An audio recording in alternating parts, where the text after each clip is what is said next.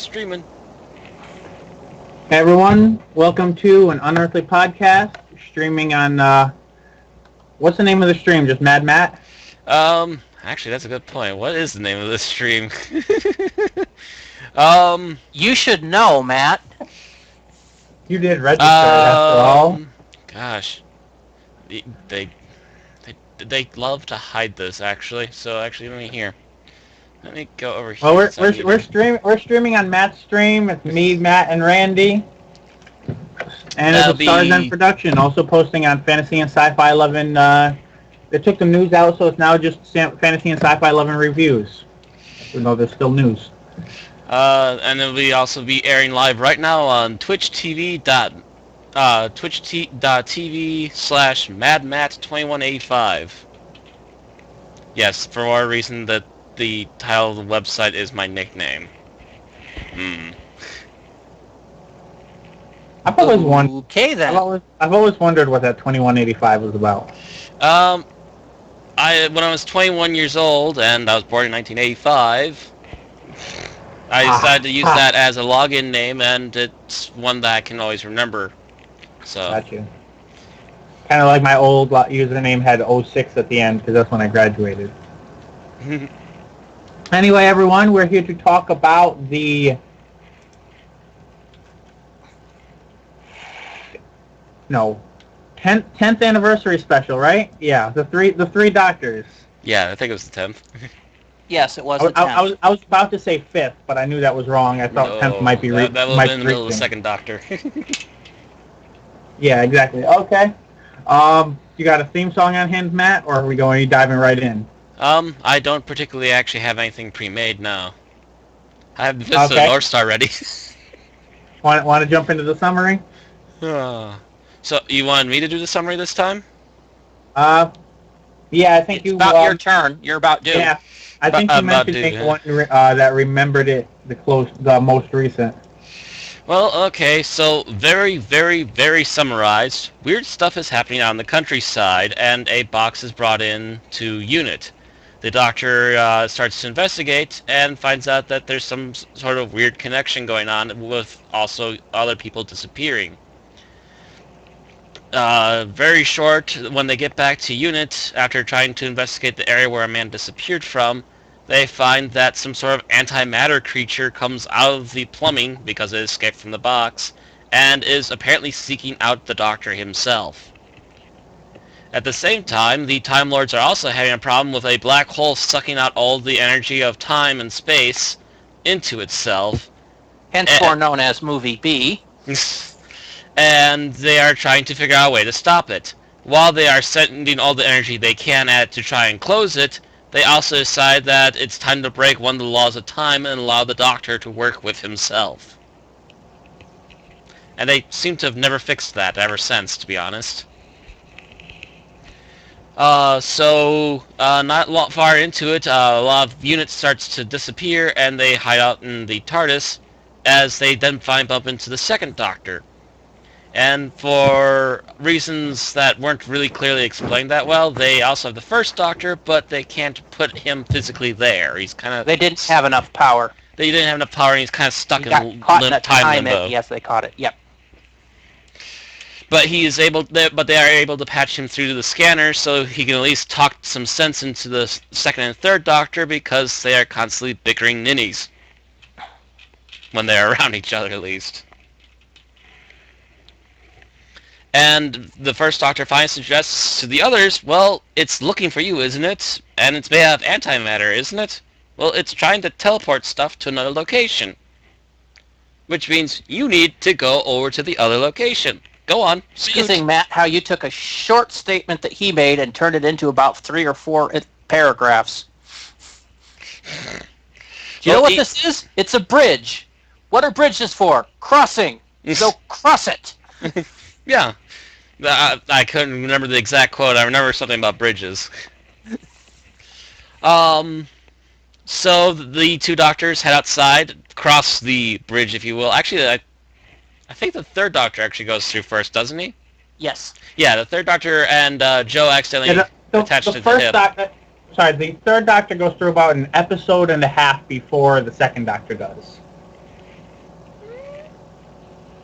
About an episode, I would say. I don't want to say it's an extra half. Or an episode and change. But not too long afterwards, the second Doctor does follow, and I think it's not, shortly after he goes in, the entirety of UNIT also gets sucked in, isn't it? They go together. Basically, it pulls the TARDIS in, and in order to bring the TARDIS in, it needs to wrap it in a bubble of other matter. So it eats the UNIT building. As the third Doctor put it, I believe he mentioned it was the antimatter was trying to swallow a pill, and ergo needed water to swallow it with. Right. That's right. That's the description I was trying to invoke. So eventually, the entire building of UNIT is pulled in, along with all the major cast members, and they have to go set about who on Earth is sucking all these people into this area inside of antimatter that is actually stable with normal matter. And come to find out, again, summarizing this very quickly, that it's Omega, the Time Lord who actually helped the Time Lords become Time Lords. He unlocked the ability big to time. Ham. Oh yeah, one big ham. But yeah, he essentially unlocked their ability to travel through time, and is kind of pissed that they more or less just abandoned him there in a black hole. And wants to get out once in a while and stretch his legs, you know.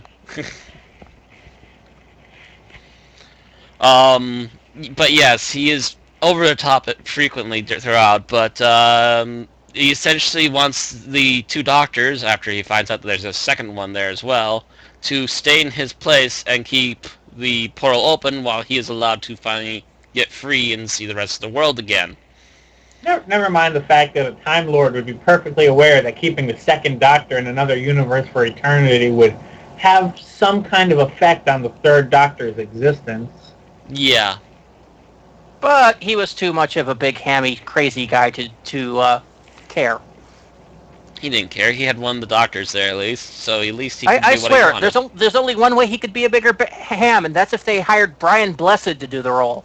Oh, Brian Blessed would have been a godsend. Not to mention he'd never be able to speak in an indoor voice. Oh, but we get him later. We get him later. In short, they finally figured out that Omega can't leave the black hole anymore because he's technically only willpower and nothing but. And his body's gone. And as he goes psychotic, they finally manage to leave and close the black hole behind them. And everyone is brought back to the original places where they disappeared from, including the entirety of UNIT, and some of the pieces that were originally pulled out of there first. Oh yeah, and Bessie was actually absorbed by the antimatter first, for a first inanimate object. And that ends your summary? And that pretty much ends my summary, yes. Okay. How do we want to start discussing this episode? Well, everything should start at the beginning. Very good place to start.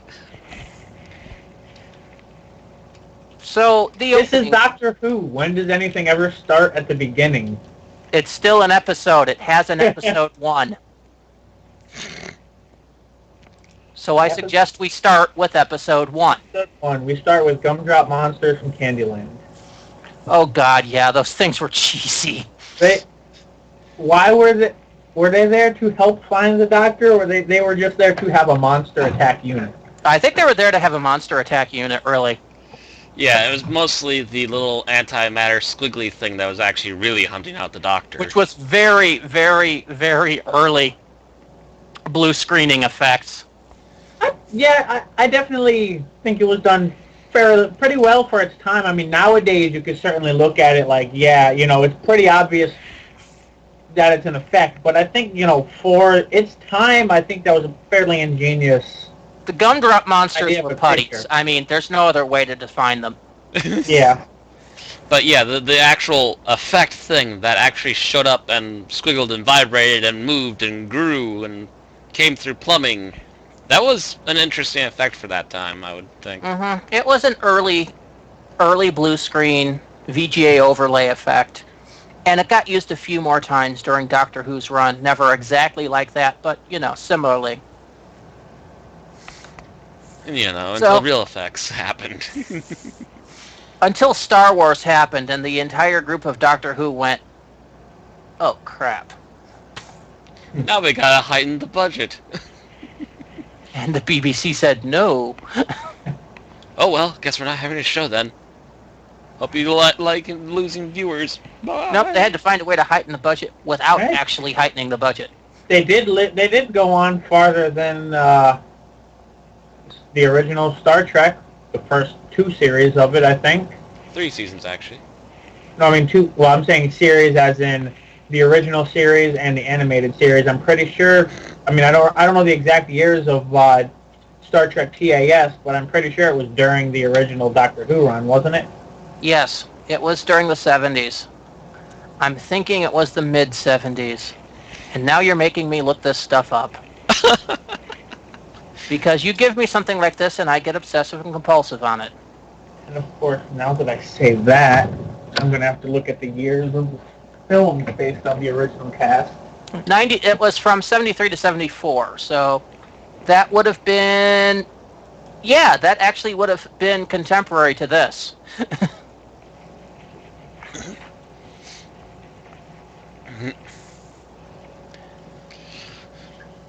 So, yeah.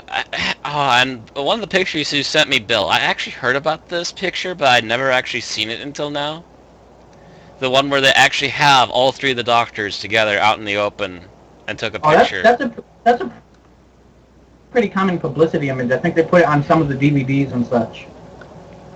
I've seen them with this really stern look, and it looked like it could have easily been photoshopped, but I don't know. This one I've actually heard about and never actually seen.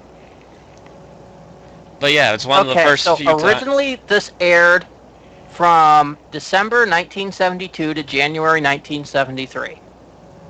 So really it was aired a year ahead of the actual anniversary.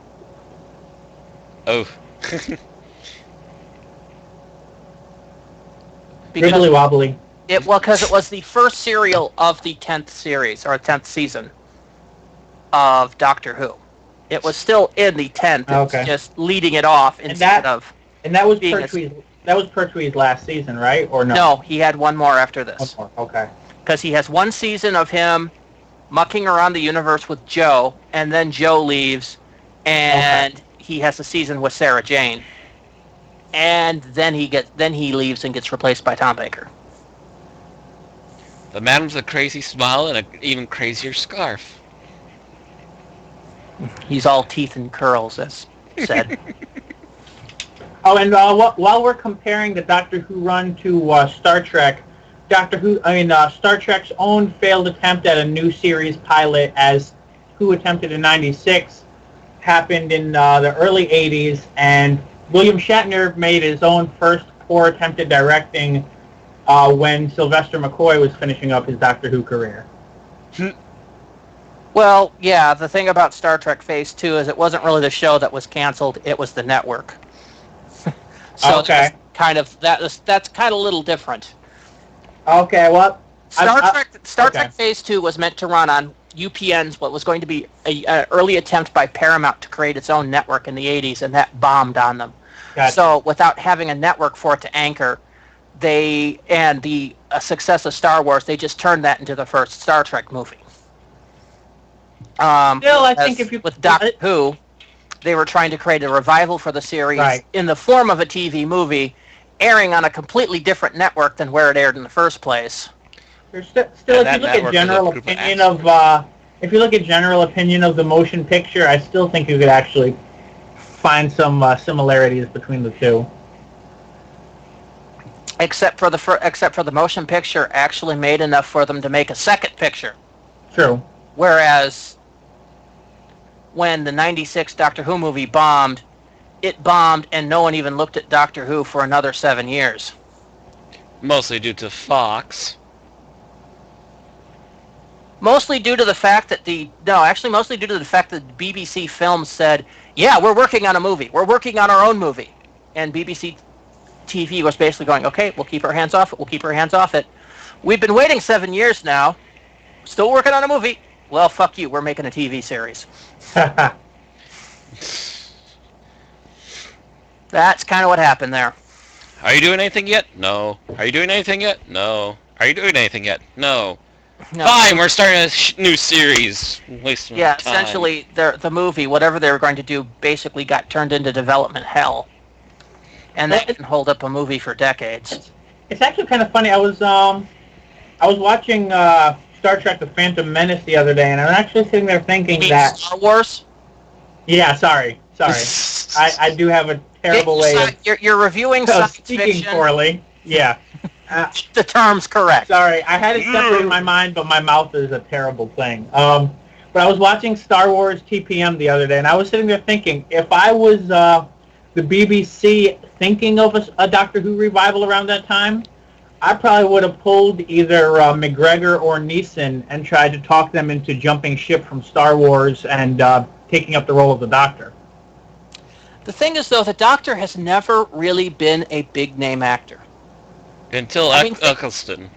What's that? Until Eccleston. Even Eccleston wasn't really a big-name actor at the time. I don't think either of those two, I mean, this might have been my own ignorance, but I was under the impression that the prequel trilogy making a lot of money is what made those two into big-name actors. I might be wrong about that. Nielsen actually had some really good stuff going for him already. I didn't know anything about them until I started reading up on the prequel trilogy. Okay, let's take a look. I think Liam had a few things going for him.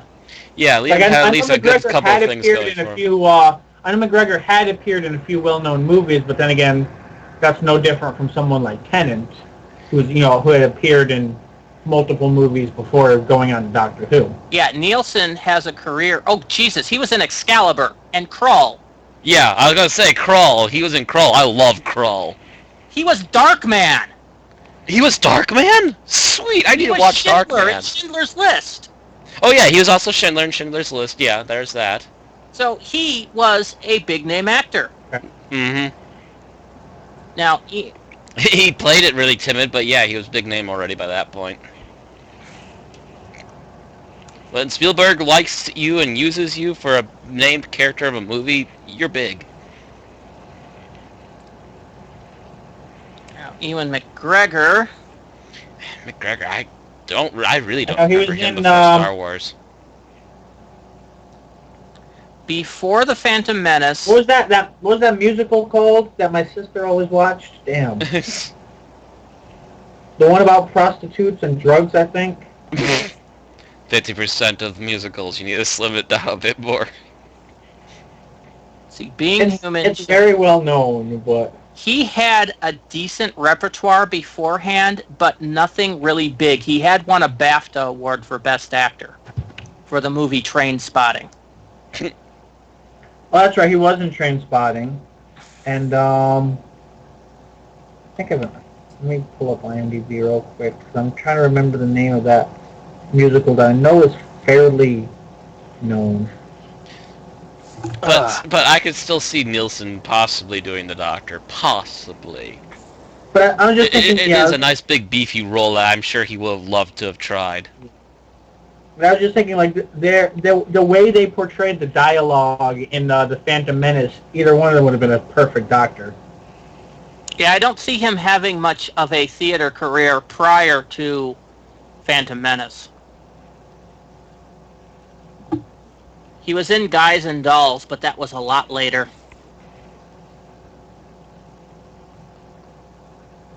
And he was in Othello a lot later.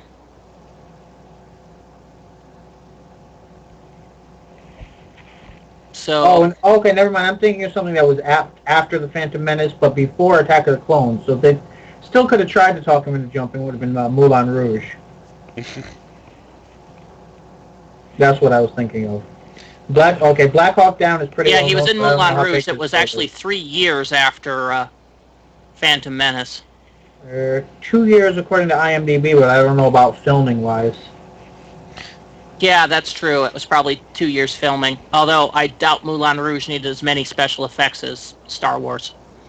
Actually, there's a massive amount of blue screening and stuff in that movie, so yeah, I wouldn't be surprised it took a while.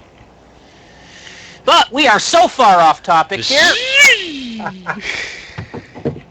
So one of our trademark epic tangents. So back to CGI monsters. Yeah, and gumdrop buttons and CGI monsters.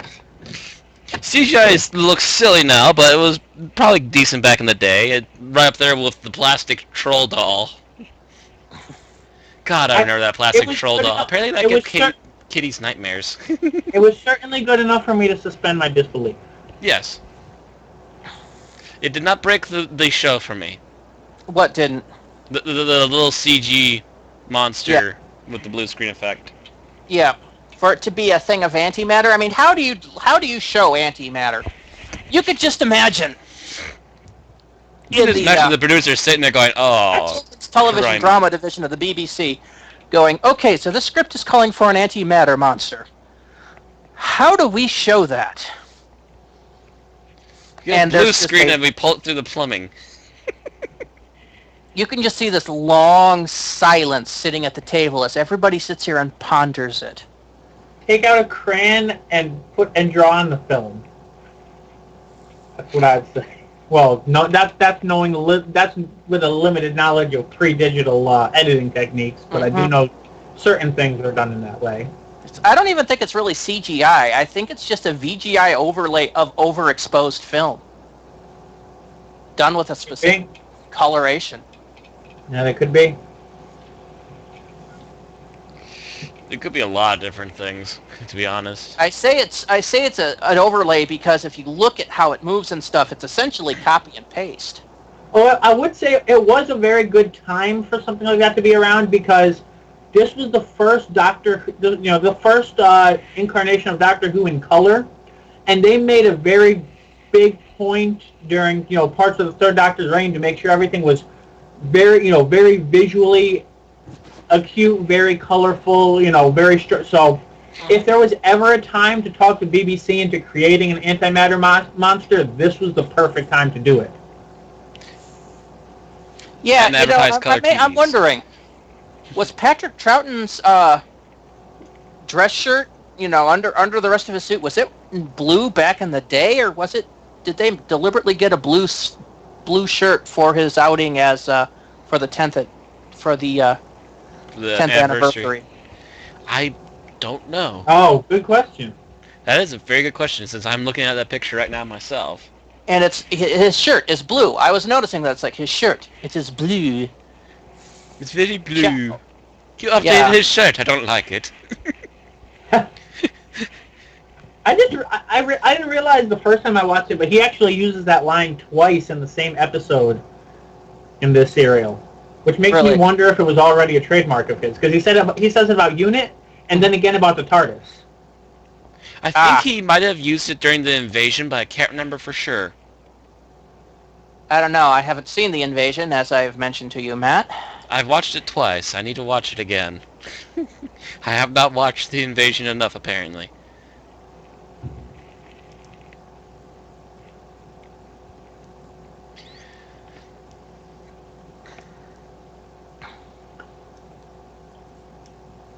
So there's that. Actually, I'm looking at the cover now, and it's a white shirt. So yeah, that seems to be kind of. So they probably specifically got. He came in his second Doctor outfit. They're like, wait a second, that is not colorful enough for Doctor Who in this day and age. Get him a new shirt. We're going to give you a blue shirt. Blue does seem to fit the second Doctor. But that's not my shirt at all. Oh yeah. By the way, I just pulled up the picture of the gumdrop monsters. Not my shirt at all. That would be a perfect line for him. What? The not my shirt line. Yeah. Okay. I'm just picturing him saying it. And if I could even attempt a decent voice, I would try it. But But yeah, I pulled up the picture of the gumdrop monsters now. while we're talking about the wardrobe of this episode, because I don't know how I would fit it in otherwise. I do find it amusing in this episode.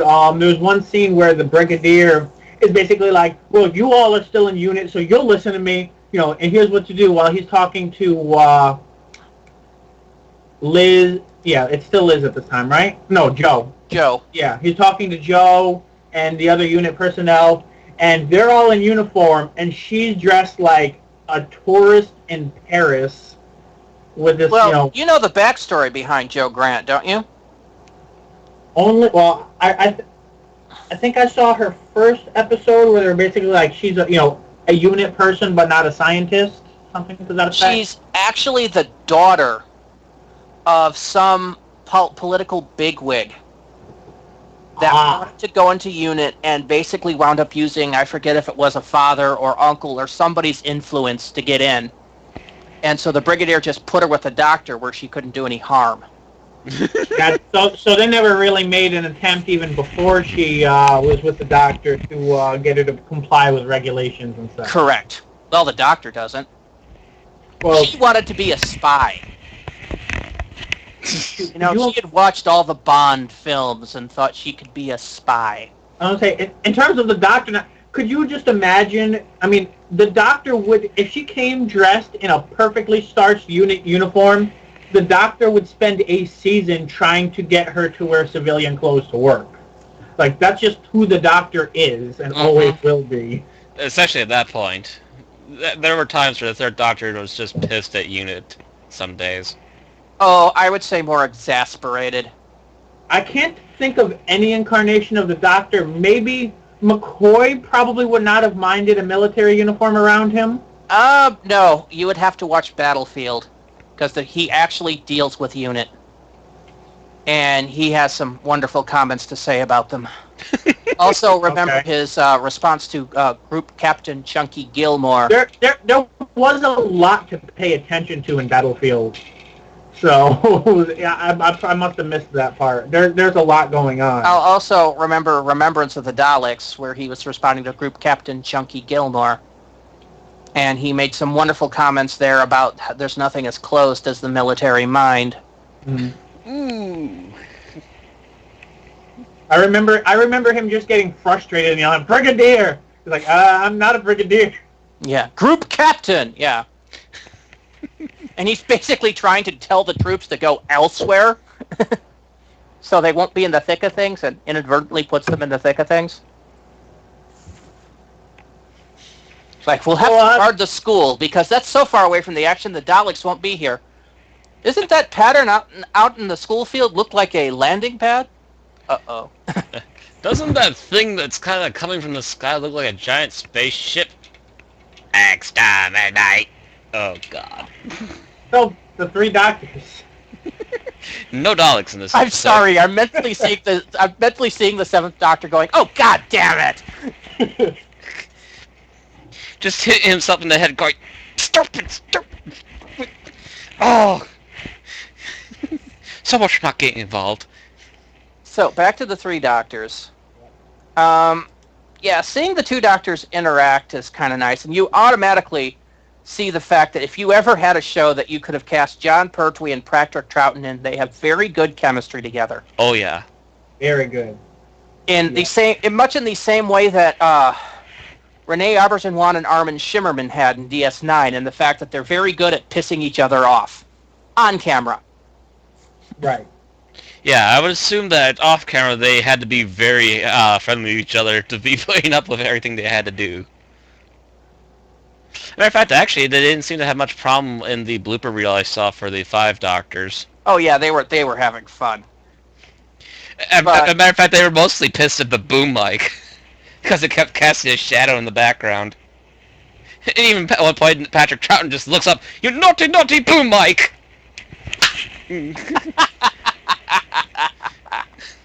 That sounds like him. Yeah. But, and go back to admiring a random object in the room. But really, if you look at Patrick Troughton's performance in this, he seems more like first season Patrick Troughton than he did the latter 2 seasons of his run. He seemed a little bit vague and obsessed with his damn recorder. Right. Very obsessed. And in terms of being more like the first season, I'm going to would definitely be an out of an off-screen reason for this, and that's there are definitely reports of the shooting schedule putting a lot of stress on Troughton and influencing him in that way while he was the Doctor. But once he left, it's been quoted by somewhere that he loved, he really enjoys coming back to the role. So I could see him coming back to it. And he's like, he has the same energy that he had back when he was a brand new Doctor. He's not tired and stressed out and everything anymore. So I could definitely see that influencing, he would go back to the way he first started playing the Doctor before he got tired. Well, he is the Doctor that has the most comebacks. Yes. Yeah, and it shows. He definitely loved coming back, and he would dress up for practically every convention he went to, too. Oh, yeah, he was a big con goer. Died at one, too. I was going to say he died at one. Well, he died overnight during attending one. No, he didn't die overnight. He died between the time he called breakfast and the time it arrived. Yeah, well, what I mean is he was at the hotel. He wasn't physically at the convention yet. Most conventions are at hotels, trust me. Oh, really? Okay. Oh, yeah. The only ones I've been at were at convention centers, but either way, a lot of hotels have built-in convention centers. Either way, my point is, odds are, not odds are. He was in his room ordering breakfast. He wasn't yet at his appearance for the day. Correct. That would have been traumatic. That would have been traumatic. Could you imagine what would happen if somebody had died during a Q&A panel? All I can say is, Pertwee better have been in the building, and they would have had to pull him out and shove him in front of the mic just to restore some semblance of sanity. It wouldn't have restored a lot of sanity, but a semblance of it. Just, Yeah, I'm sorry. Matt and I deal with a convention, and we can both imagine what happened if one of our guests died. What? Just stand there, mouth open, just kind of... I don't deal with the convention, but I've dealt with events, and I've been to conventions, and I just know people well enough to know that it would be bad. I'm just thinking, of all the possible scenarios, the one I just described would probably be the least bad. I might be wrong. I'm dreading the worst-case scenario of what would happen. The Stampedes? It wouldn't be stampedes, but there would be a moment of freak out and a bit of hysteria. But that basically would be the death knell for your convention. Yeah. Because you would forever be known as the convention that this guy died at. Matter of fact, I believe that convention... I believe I looked up the convention, and the convention that he died at actually no longer existed within about a year or two. It had another 10 years, Matt. I took a look. But I think it was getting, it did start getting smaller afterward. But yeah, either way, it wasn't as big one as something like Comic-Con or whatever. Like, if someone died at Comic-Con, it would be all over the news, but it would blow over in time for the next convention to have just as many people attending. Oh, because it's frickin' Comic-Con. Yeah. Right. It would be like if somebody died at Gen Con. Both of those have had enough snow and steam going that they're not going to be stopping anytime soon. Right. But for this convention that he was at was his second, or the second convention that this convention group had held. So they didn't really have much of a ball. Yeah, and the fact that you're officially now known as the one that killed the second Doctor, you're not going to last long. Yeah, I mean, we've been doing what, conventions now? This will be our 7th. Yeah, and we're still not that huge, but we have been noticed. We would be stomped flat by this. Mm-hmm. Where there's a certain creator for D&D that we've been thinking about inviting to our con each year, and one year we actually invited him. He couldn't come because he's having heart surgery, and we're like, go have heart surgery. Well, that's when next year. Really, the only way that it could really not strongly hurt the con is if you sort of set up like an annual memorial panel. Like if every year they set up a panel where like they played Patrick Troughton movies for hours on end in a room, or screenings of it, while the convention was going on. At least that's what I would do anyway. Yeah, but that would wear thin after a while, especially when you ran out of material. Mm-hmm. Anyway, so anything else to talk about the first episode? First episode. Not really. It was kind of bland. It was getting things felt cooking. Like oh, this is a Doctor Who unit setup. Right. This is setup number 3. Actually, if the second Doctor was there, then Gallifrey must have. I have to say, I mean, I get the reasons why and the point, but at the same time, the Gallifrey scenes could have used some more bustle to them, because you can't look at those Gallifrey scenes without thinking this is on a set in a room and there isn't a planet behind them. There's just a room, and I can't. Even the first time I watched this, when I wasn't being as critical because it was my first time watching Classic Who, that was all I could think of looking at those Gallifrey scenes because of the way that they play out those scenes. Yeah, it's fairly obvious that it's on a sound stage. Yeah, it's like I feel like at the very least they should have taken a few of the other cast members, dressed them as Gallifreyans, and just had them moving around in the background, and that at least would have given some, at least helped you feel like there was more to it. There are guys in the background out there, yeah. There are guys in the background. There is movement in the back. I don't think in all of the scenes though. The fact that always what bothers me about this is they're supposed to be this futuristic, super advanced race, and they're watching everything on a black and white screen. Right. I'm just like, really? But the screen was huge. But that's also anytime you look at anything with Doctor, like the Doctor didn't discover the idea of a cell phone until 2005. That type of stuff. Or he didn't have or he didn't have a closable monitor until after we had laptops. That type of stuff. No, that doesn't bother me. The fact is that color TV was existing. The show was being broadcast in color, and they couldn't shell out the extra $50 for a color screen or a color. Actually, at this point, it would have been a color projector. Right, you're right. I didn't really notice that, but you're right. Yeah, it's not so much the technology that wasn't there. It's so much the technology was there, and they didn't put money forth to actually, use it. Yeah, that's what was bothering me, is the fact that the footage that they're showing on the screen looks like it came from the second or first Doctor era. And yet, when the first Doctor shows up on the screen inside the TARDIS, he's in color. Turnerized color. He's a lovely shade of purple. I don't remember him being a shade of purple. I remember the thing around him being green. Or green. Whatever. He was basically... He was a normal color. Whatever color they were using for the shade led off on it horribly.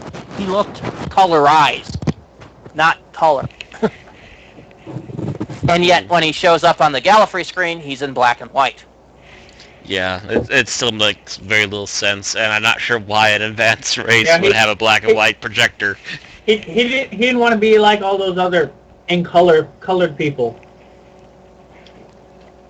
You darn people and your color TVs and your hula hoops and your 70s drugs and... While we're talking about the first Doctor, I find it interesting. They take the first Doctor's advice. Now, granted, I haven't seen every serial with the first Doctor, but in the run of the first Doctor, from what I've seen, he's gotten things wrong when he made assumptions at least as often as he got them right. So having the first Doctor say, go ahead, touch it, it's a bridge, kind of sounds to me like maybe we should test this hypothesis before we go ahead and try to touch it. And how would you test it? On the other hand, he's looking at it from the outside in, so it's different than different looking at it from the outside in than it's looking at it from within the situation. This is true. Yeah, you probably get a hell lot more information. I still think the first Doctor's track record is iffy enough that I would poke it with a stick or something. All the Doctor's track records are iffy enough. I mean, you got to wonder if they should say, That might be a horrible idea because I thought of it. I may have to use that line at some point.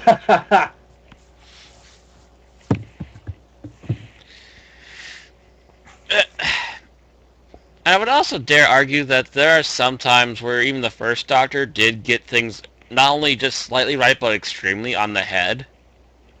So, he can sway a hell of a lot. He can either sway to completely wrong or so right that it hurts. So I can kind of see where they're like, okay, yeah, he's kind of getting more information from the Time Lords as it is, so he probably knows a little bit more of what's going on.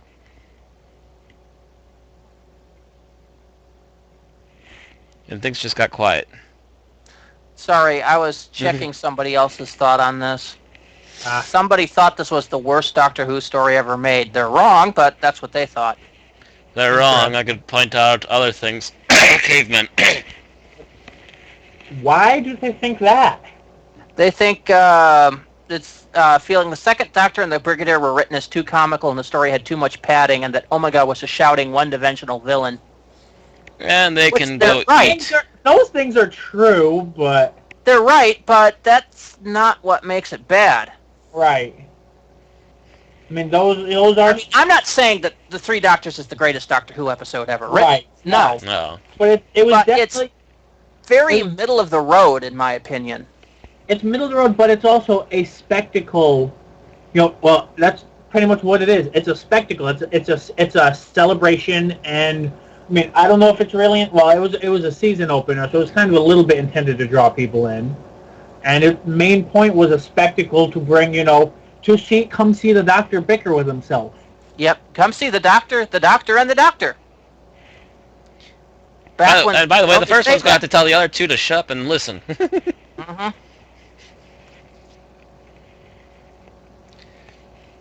As for the Brigadier being written too comical, I don't think he had enough lines, really, for that to be a valid accusation. Yeah. I mean, yes, his lines were more on the comedic side, but at the same time, I don't remember him really speaking enough to have another dimension with the time he had. And I wouldn't actually say that he was that palpably comical this episode either. I mean, well, he mostly had, he had, funny lines like, being pissed off that HQ was not where it was supposed to be, and how was he going to explain it to Geneva, and what was the Doctor going to do about it? But it's not like he had equal screen time with the Doctor in order to, come up with tactics and, fight Omega or something. Although he did have the brilliant idea of attacking the front gate at just the right time the Doctors were trying to get out. Well, now that I'm saying that, I'm trying to think of how many main characters or at least how many heavily recurring characters the serial had. We had 3 Doctors, 2 Time Lords, I think 3 people in unit uniforms. We had Sergeant Benton.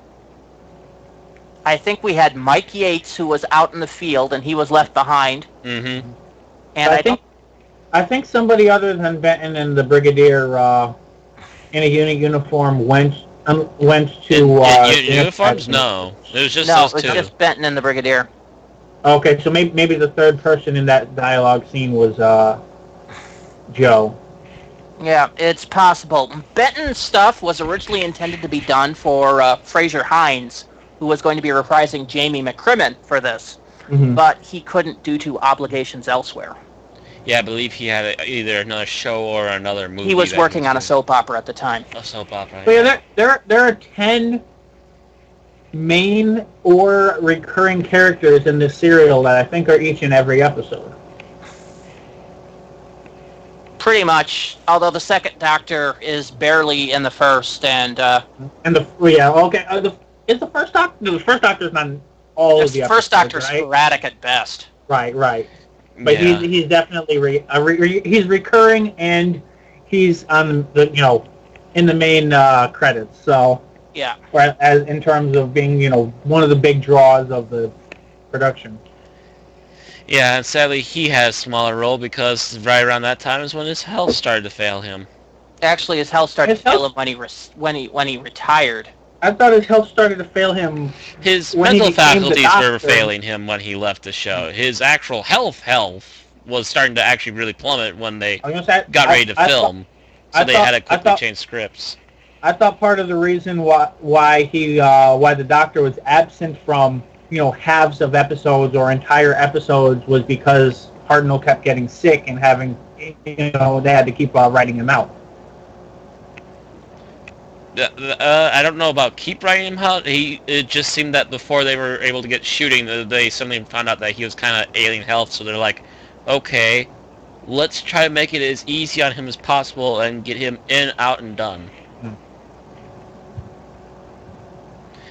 So that way we don't keep him from, trying to get his health back up and ended up dying within a year anyways. The reason he left was actually a couple of things. He was suffering from arterial sclerosis, which began to affect his ability to say his lines. Mm-hmm. He was not on good terms with the new production team after Verity Lambert left. So he just kind of said, okay, that's it. I'm not enjoying this anymore. I'm done. From what I heard, they were really pushing him to retire. He wanted to keep up the role, and they were just like, no, your health is too bad. You need to retire. At least that's the story that I heard. Well, there's various interpretations. Which one is correct is not. Right. And, of course, then again, if they weren't exactly on good terms, they probably were pushing him to retire for that reason, and then he made up his own mind about it. But, no, the reason he appeared on screen instead of in person was so he could read off a teleprompter, because he couldn't remember his lines. That makes a lot more sense, because I was sitting there, I was like, it's not like he couldn't come down to the set and film, because otherwise how would they have filmed him in the first place? Yeah. So that does make sense. Yeah, he needed a teleprompter because his memory was really bad at the time. So I don't know if it was a teleprompter or if it was some guy on the other side of it holding cue cards. Either way. But even when he was actually on the show, in his last couple of years at least, he was having to have essentially sticky notes all over the set in order to remember what he was supposed to be saying. Mm-hmm. So that doesn't detract everything. They could have still tried to hit stuff around to help him remember. But honestly, I would have just done it. I would have had him do those teleprompter scenes in the TARDIS set and just been like, oh yeah, he was standing there with them, but he was just staying in the TARDIS. But, actually, Matt, no. You have to remember, though, that them doing that stuff with sticky notes was way back in 1966, and this was being done, 3 years later. Or, excuse me, this was being done, 6 years later. His memory had gotten that much worse. Mm. He could literally read a sticky note, turn around, and forget what it said. I do that now. This job that he did in The Three Doctors was his last piece of work as an actor. Mm-hmm. And it was actually the December of the year after that he was admitted to a hospital permanently. And then in 1975, he suffered a series of strokes and died peacefully in the sleep of heart failure in April. Boy, isn't this a cheerful podcast? Of course, 2 of the 3 main actors of this are actually 3 of the 4 main actors of this are dead. Actually, is any one of these people alive, actually? Maybe Omega is alive. No, Joe Grant. Joe Grant and Sergeant Benton are the only people in this that are alive. True, that's actually right. Yeah, those 2 are still around, aren't they? The Time Lords are dead? Most of them. Most of them, yeah, they were already looking to be old men at this point. Ones are. Yeah, the ones that were out in front. I'm mainly thinking the main 2 that had the main dialogue, that were You mean the main 3, the 2 that constantly bickered, and the one that ran the projector. Okay, okay. Yeah, there's two. Yeah, I'm basically thinking the one who made the decision to break the first law of time, and the one who told him you can't do that. Well, one of those went on to play another role, but I think he died. Yeah, they were getting to be old men as they were back in the 70s, so I really don't think they're around anymore. Okay, let's see. John Pertwee, dead. Patrick Troughton, dead. You know, this was Hartnell, dead. Hartnell dead. Katie Manning, still alive. Nicholas Courtney, dead. John Levine, I think, is still alive. Yes. I have not heard of any death of anyone by the name of John lately, so yeah, I would have to assume he's still alive. The last one of them to work in any Doctor Who related capacity was probably Pertwee, right? Yeah. 93. Yeah, something like that. Yeah, he was in the one special. Oh yeah, but so was Troughton. Was Troughton in that one? No, he wasn't. He was only a head. Oh, he was. No, he was dead by then. Yeah. Yeah, he was only a horrifying 3D image head. That was really bad. Right there with the first Doctor too. That was terrifying. The first Doctor was in color, except he was a ugly 3D model that looked like he was starting to melt. Yeah, it was like an Auton Doctor. Oh. But we digress. We're really talking about everything today other than the special that we're talking about. No, but we are in a way. Stephen Thorne was Omega. He is still alive. He is. I kind of thought he might be. I the wonder villain if is still alive. He wins. So that means he might yet appear in the 50th. Well, that'd be cool if he could come back as Omega. Yeah, but I think that the role was handed over to somebody else in the 5th Doctor era. Okay. Doesn't mean that they can't give it back to him. All he needs to do is voice acting. Give him the big giant fuck off helmet and have him voice act. If Rex Robinson is alive, then he's freaking old as hell. He played Dr. Tyler, by the way. Okay. Yeah, he's got to be older than the Hills now. Jeez.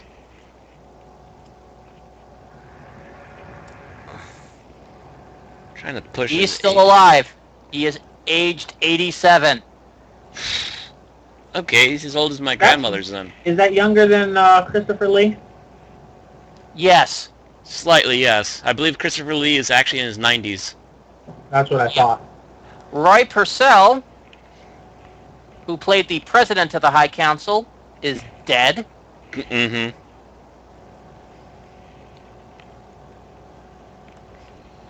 Laurie Webb, who played Mr. Alice, is...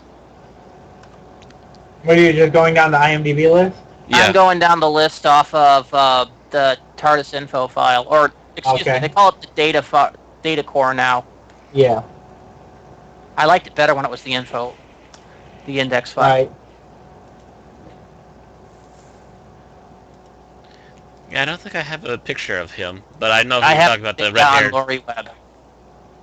The red-haired hunter guy, yeah. Yeah, I have no idea. He was a bit actor anyway. Mm-hmm. Chancellor... dead. The other Time Lord? Dead. So the Time Lords are all dead. Hey, what do you know? Somebody ran out of lives! Actually, no, I was thinking current continuity, Matt. Time Lords are all dead anyway. Yeah. No, they're not. They're just trapped in another universe. But yeah, so all the Time Lords are dead. Omega's still alive. And anyone else on this list doesn't matter. Corporal Palmer was the only other unit guy that we heard of by name. Although Joe coming back might be an interesting thing for a cameo. She did in Sarah Jane Adventures. Oh. Okay. Oh, that's right. She's dead too. What? It was it? I think I remember seeing that. Was it the wedding of Sarah Jane or something? It was the funeral of the Doctor. Oh, okay. Yeah, wedding of Sarah Jane happened during Tennant's. Funeral of the Doctor was one of the last seasons during Matt Smith's run. Yeah, that was the only time Matt and Sarah Jane appeared on, Correct. Matt Sladen appeared on screen together. Right. So, when factoring in that, you factor in the 5 Doctors, not including the first Doctor, who was, technically not really played by the same person there. Sarah Jane has played with 2, 3, 4, 5. And then, if you're counting everybody in the 5 Doctors, yeah. Yeah. Save one who was not played by the same person. But that means that she's actually acted with all the actors for those people. Right. That I'm not talking about the character. I'm talking about Elizabeth Sladen, actually. Oh, okay. Had acted with all those people. She'd acted with... okay, I got you. She'd acted with Baker. She'd acted with Pertwee. And through 5 Doctors, she had met Troughton. She had met Peter Davidson, and then she turned on and met David Tennant and met Matt Smith. She ever worked with Colin Baker or Sylvester McCoy in anything Not that else? I've ever seen. If she has, it was in a non-Doctor Who production. Right. Probably an audio adventure or something. When you said Sladen but not Sarah Jane, that's what I thought you meant was that she had appeared. I had heard of her acting with them. I mean, she might have in the BBV videos. Because you know what sucks? If she was still alive, she would be acting with all of the surviving classic Who Doctors and one companion of each of them in the Big Finish special. Oh. But I think they've got Romana too instead. Mm-hmm. Because Sarah Jane is, of course, no longer with us. Yeah. Because Elizabeth Sladen is no longer with us, and the world is smaller because of it. Yeah. Too bad Nicholas Courtney couldn't be around for that one either. That would have been really nice. Wow, this is getting to be depressing right now. Can we stop about talking about people dead? I guess we're talking about a production. I guess that's what happens when you talk about the 10th. Yeah, I guess that's what happens when you talk about the 10th anniversary of something that has the 50th coming up. Yeah, this production's 40 years old, Matt. We're never gonna get this person back. We're never gonna get this person back. We're never gonna get this person back. I'm just gonna go eat a book now. It's older than me, and that's slightly scary for me. A lot of things are older than me. Godzilla's older than me, man. Tell you what, Matt. Let's go watch a Bela Lugosi movie and see if we can find anybody who's still acting. Jesus. Or better yet, see if you can find anybody who's not dead. This is why I don't talk about casts very often. As it is, I've been doing the Superman movies, and that's been depressing because I have to keep mentioning Christopher Reeve's dead. Christopher Reeve's dead. Yeah, he was an awesome Superman, but he's dead. I don't suppose Lugosi and Lee ever got a chance to play together. Well, what? Not that I'm aware of. Not that I'm aware of, no. Christopher Lee was just starting when Lugosi was just finishing. And they were not acting. Lugosi was acting in Hollywood. Lee was acting in England, so... Mm-hmm. Okay, I know Lugosi was working mainly with, I think, Ed Wood by the time... Ed Wood was working in the back of Hollywood. Back of the back. Yeah, you've heard of... Yeah, and Hammer Films. Hammer Films was the other side of the world, so yeah. Yeah, they were on completely different continents. Completely different continents and completely different parts of how high up they are in interest. And by the time Lee was big enough to actually come over across the pond to start acting, Lugosi had retired. Right. Because otherwise, yes, somebody would have done Dracula and Dracula. You realize this. Yeah, even if neither one of them, probably one of them would have been a vampire and one of them would have been something else. I would love to see Christopher Lee and Gary Oldman personally, but yeah. Gary Oldman? Yeah, he played Dracula in the 90s movie. Oh, right. The Bram Stoker's Dracula? Yeah. Mm-hmm. I would love to see them in the same movie. You'd also know him later as being Sirius Black in the Harry Potter films. Actually, I'd love to see him in Doctor Who. He is a very good villainous actor. He also played Dr. Smith in the movie version of Lost in Space. Oh, and if there's anything good to come out of that movie, it was his version of Dr. Smith. Yes. Because that was going back to the pilot episode, Dr. Smith. That was awesome. Yeah, back when he was a real ass.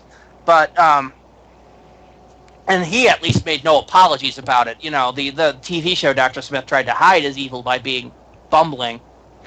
Whereas he's just like, yeah, I'm evil, sue me. But yeah, I'd love to see him as a Doctor Who villain. That would be all levels of, oh, God help us. He would make a decent master. Ooh.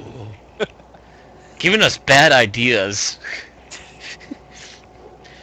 So, I think we've discussed episode 1. Episode 2, which I believe you missed, Bill.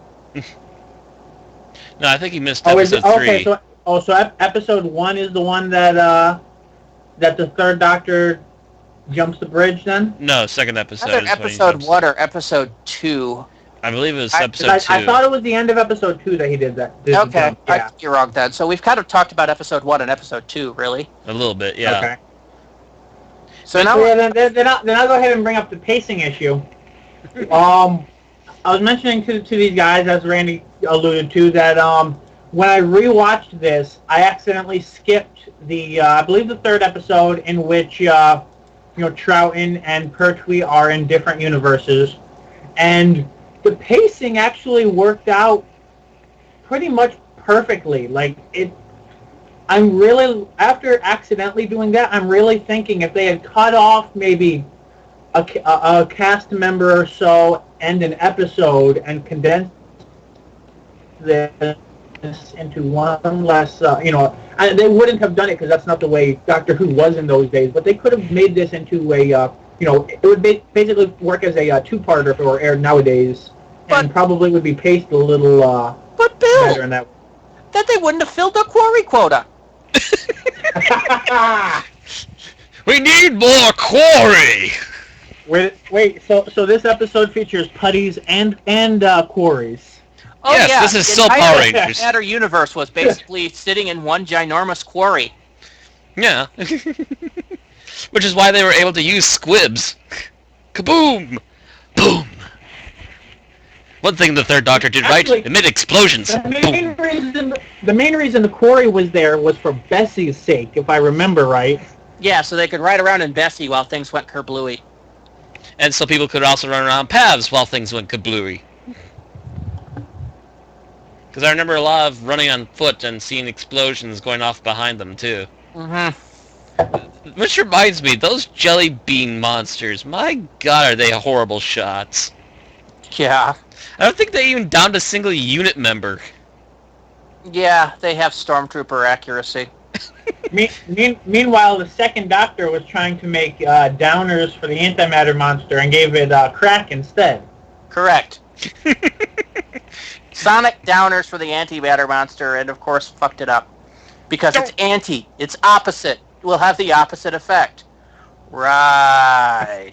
Because science works that way. If it's antimatter, you just have to reverse the polarity. And it'll... You forgot to reverse the polarity of the neutron flow. Oh. We just made a third Doctor joke in the middle of talking about a third Doctor episode. But dealing with the second Doctor. Mm-hmm. See, the third Doctor would have reversed the polarity because it was his speciality. Started becoming his specialty. And yes, after that, the Doctor got really good at reversing things. Until recently. The second Doctor, not so much. Yeah, he could reverse the polarity pretty well until the more recent, pissed off the antimatter monster. David Tennant Doctor couldn't reverse the polarity as quickly as he wanted to, at least.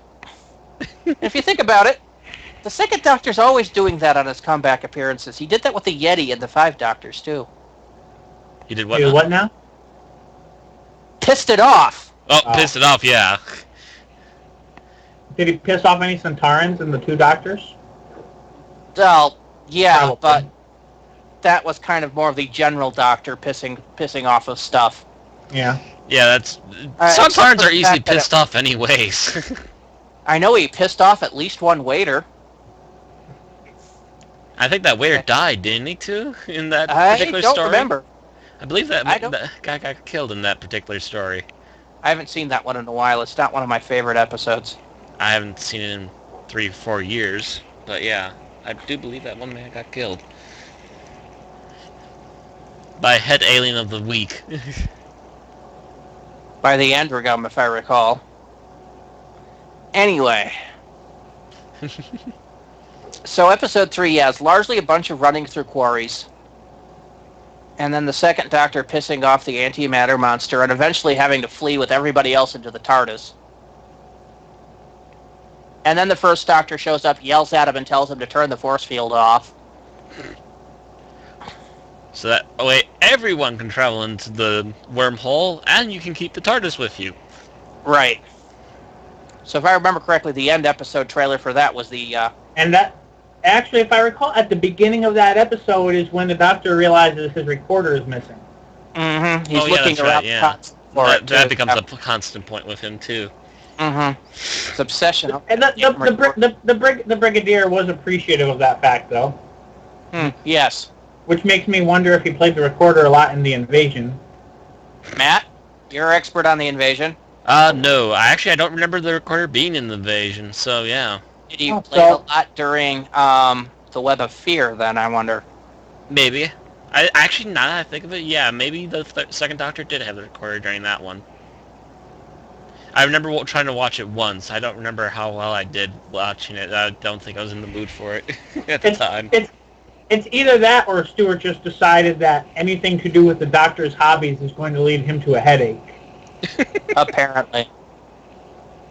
Because, yeah, I do not remember the recorder much in the surviving Troughton episodes. I don't remember it in Tomb of the Cybermen at all. You know what? That's probably something that we can look up and find the list of appearances of. How long did the recorder last? About a year. I'm pretty sure even by then, Dr. Troughton was even getting tired of it. Although he seemed to have picked it up again after coming back. Let's see, it appeared in The Highlanders, Underwater Menace, The Macra Terror, The Evil of the Daleks, so the first season, Abominable Snowman, The Web of Fear. Yeah, okay. What's The Web of Fear? Enemy of the World, The Three Doctors, The Mask of Mandragora, Castrovelva would have been a flashback, I'm assuming. No, that was the fifth Doctor finding a recorder. Oh, okay. Necessarily the same recorder and trying to play it and decided it's not him. Yeah. He was going through different versions of himself at the time. Yeah, that was when he was pulling his costume together. Why did it appear in a fourth Doctor episode? Probably in the background.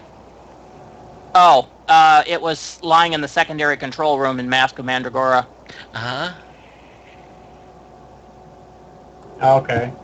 So it was a background prop. He just kind of went, oh, I remember this. Yeah, that's just like, let's get the prop room together and throw a bunch of things that belonged to previous Doctors so it looked like they used this room.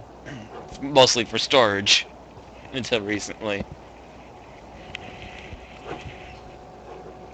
Switching control rooms. Yay. So basically he used a recorder during his first 2 seasons or season and a half or so.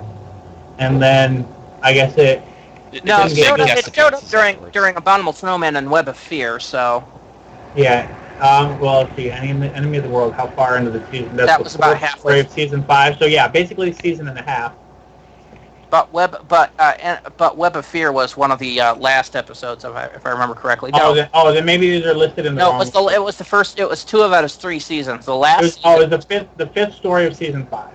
Okay. Yeah. So yeah, last season he didn't use it so much, and those were the episodes that survived. Mm-hmm. Right. The Dominators, the Mind Robber, some of the Invasion. Protons, the Invasion.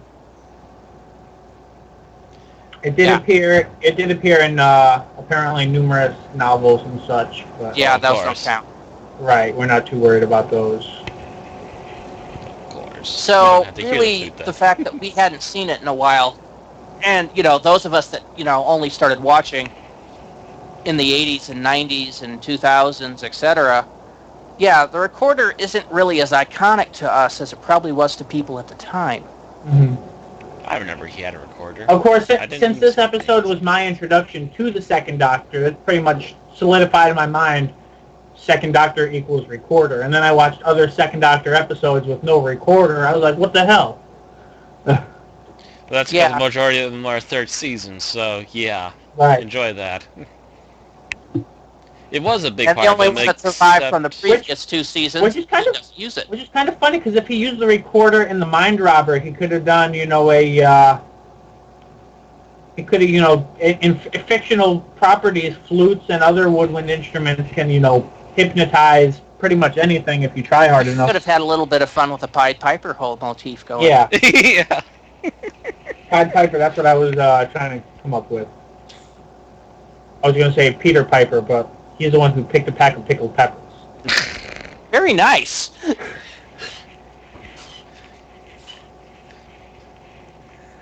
Anyway, we're now up to the beginning of the 4th episode. Entire unit base getting sucked into the antimatter world, and oh yes, we've met Omega. Excuse me, Omega! Omega! Yes, he is a large ham. Actually, I could go back to that picture. I would say that Pertwee would probably be the least overacting person in any dialogue scene with Omega, because Troughton was pretty much needed to overact in this special. Yeah, Troughton was basically used to piss Omega off. Mm-hmm. And Omega is just over the top. He proceeded to pop up in that huge-ass mask and proceed to devour every piece of scenery around him. Omega's like, wait, I sense a Time Lord. You don't look like a Time Lord. To which Troughton responded to get pissed off at getting judged entirely on his size and clothing, or both, or something. Judge me by my size, do you? The Second Doctor is not Yoda. I will say this now, and I will continue to say this. Yoda, he is not. Recorder, where did it go?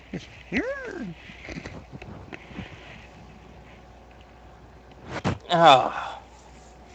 And now I must quote another British group by going, "My brain hurts!" My brain hurts! Get out, brain!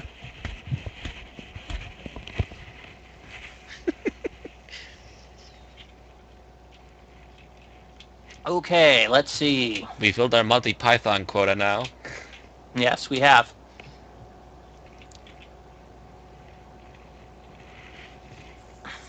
Yes, Omega. Over the top ham, big giant piss-off helmet. And not a single decent-sized picture of him here, so you know what, I'm gonna have to Google him.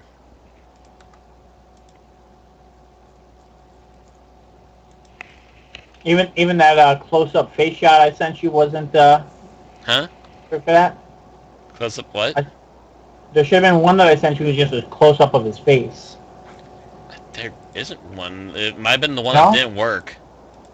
Okay, I know. Yeah, they were gotten off of Google, so some of them would stop working once I left. What are you looking for a big picture of, by the way? Omega's face.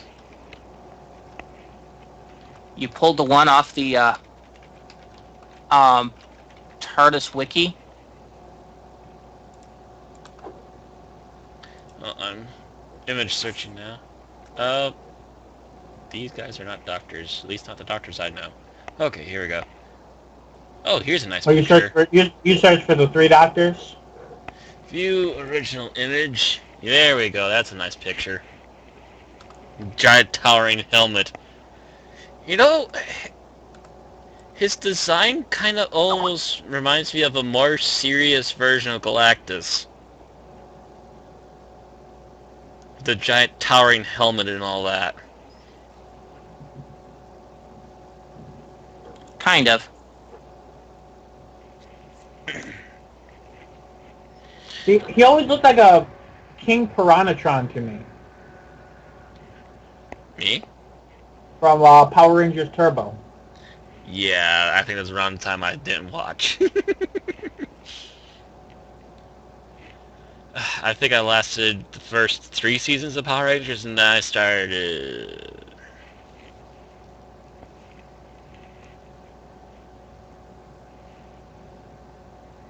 Yeah, see, my schedule didn't vary much through elementary school. I watched the same channels coming home from school, regardless of the decline of the show. So did I, but I was pre-Power Rangers, so...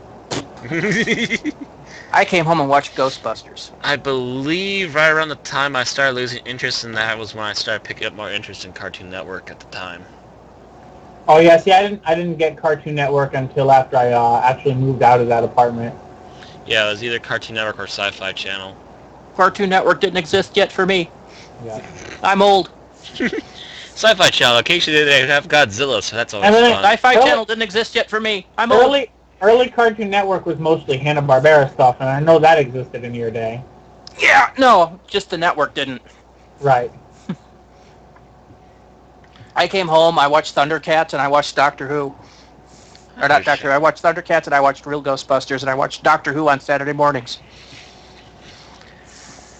Yes, I gave up cartoons to watch Doctor Who. Not the Ghostbusters with the gorilla in it. What not the Filmation Ghostbusters.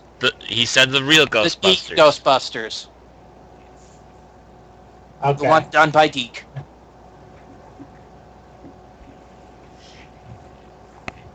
Who had not yet done the shittiness of doing like Sailor Moon.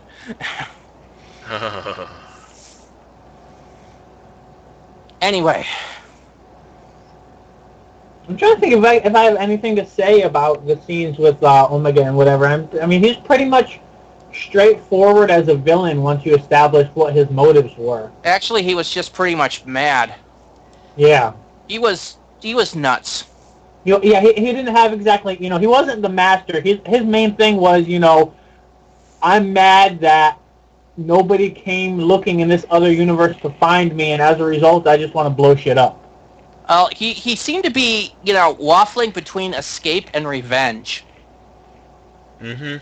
He pretty much wanted to escape and then blow everything up. He seemed to be split on the concept. Part of it's like you could tell it was like left brain, right brain kind of thinking. Yeah. He does half the time he'd be, I gotta get out of here, I gotta get out of here, I gotta get out of here. The other half of the time he'd be, they all shall feel my vengeance, I shall destroy them all, I shall remain here and destroy everything. Kind of a deal. It was almost not a bad James Mason there, Matt. James Mason? If you'd been a little laid back, watch Eddie Izzard, you'd know what I'm talking about. Anyway. It's like, and then once, of course, the option of escape had been removed, he was just all hell-bent on destroying everything. Mm-hmm. Right. His well, I guess you could call it his office or whatever, was a good example of the trope of, we don't actually want to show how he sees what's going on, so we'll put a glass ball there, assume it's a crystal ball even though you can see through it, and anybody can see whatever they want when they look at it. And that did happen in a good number of shows, I'm pretty sure. Oh, I'm sure that happened for a good number of shows yet, even after this. Right. I seem to recall Scooby-Doo doing that. 13 Ghosts of Scooby-Doo. Scooby-Doo didn't have a point behind it, though. They were animated. They could have done whatever they wanted. But Vincent Price had one on the 13 Ghosts of Scooby-Doo. Anyway. The only good thing about Scooby-Doo, they had Vincent Price for a while. So, it turns off the entire Chekhov's gun of the entire bit is the second Doctor's recorder. Yep. Because they decided to give Omega freedom. Omega. Gotta say it like the British. It's not Omega, it's Omega. Omega! See, I find that as a useful way to distinguish between Omega from Final Fantasy and Omega from Doctor Who. I just say it in general. Yeah. Of course, then again, I speak more British than I do these days anyway. I don't say schedule, I say schedule. Of course, I didn't realize that they pronounced his name as Omega until I watched Remembrance of the Daleks. And at first I thought it was just McCoy saying it that way, until I went back and rewatched this and realized, no, they all said it that way. Yeah. That's the British way of saying it. Ah.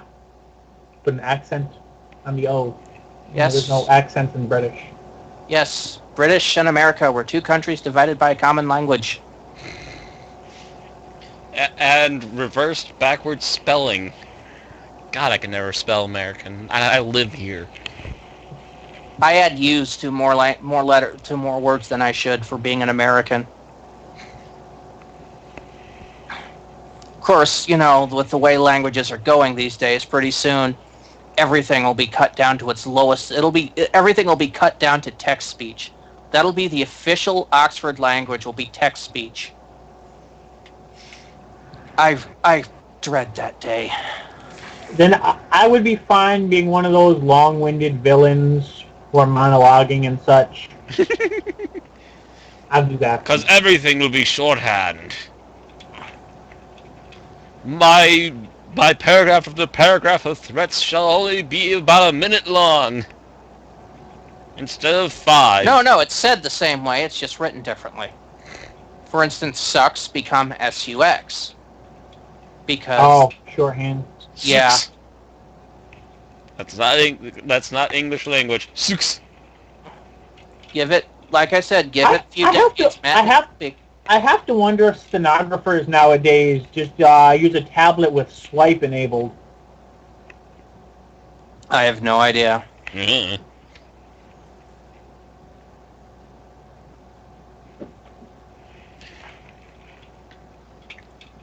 So anyway, they go ahead and take everybody who's not a Time Lord, shove them off into a cell.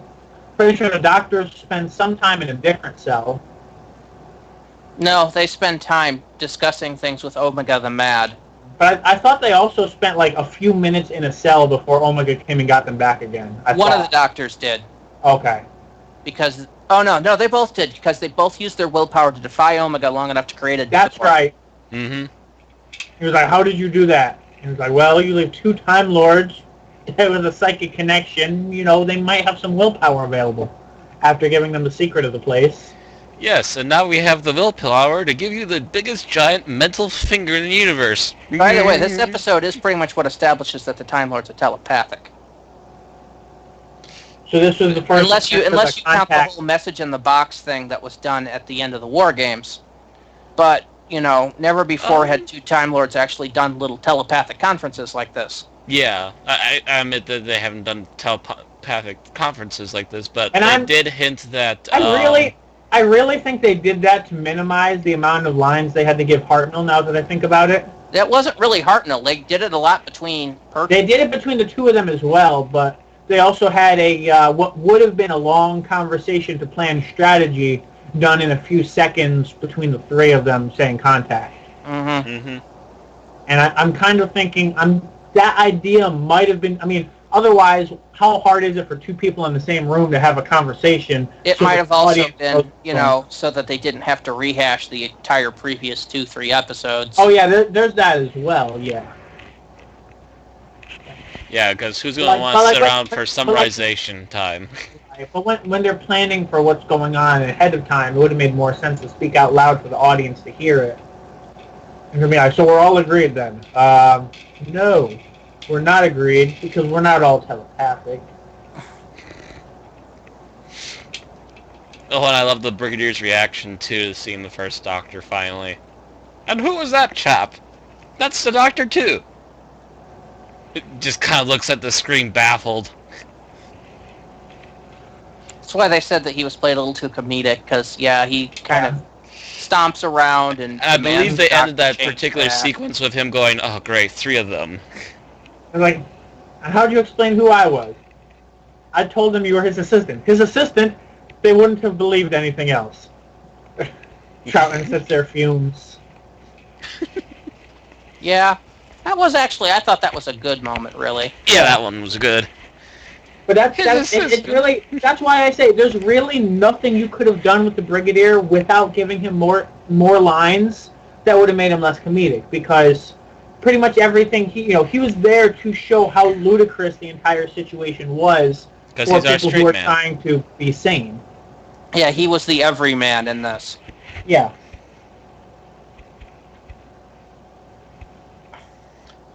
If you exclude the Hunter, who had even less lines than him, so yeah.